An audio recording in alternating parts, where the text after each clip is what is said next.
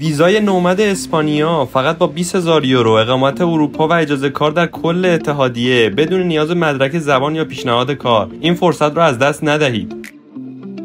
اما واقعیت چیه؟ شرکت‌های مهاجرتی با وعده‌های دروغ هزاران نفر رو فریب میدن. ویزای نومد اصلاً اجازه کار خودکار در اروپا رو نمیده. چطور این شرکت‌ها مردم رو گول میزنن؟ اول میگن ویزای سرمایه‌گذاری آسان، بعد مدارک رو دستکاری میکنن یا از قوانین مبهم سوء استفاده میکنن. در نهایت شما فقط یه ویزای توریستی میگیری که بعد از 90 روز منقضی میشه. بعضی‌ها با ویزای نامعتبر گیر افتادن، پولشون رو از دست دادن و حتی از اروپا دیپورت شدن. اینجا دیگه هیچ آرزوهای رنگارنگی در کار نیست، فقط یه کابوس واقعیه.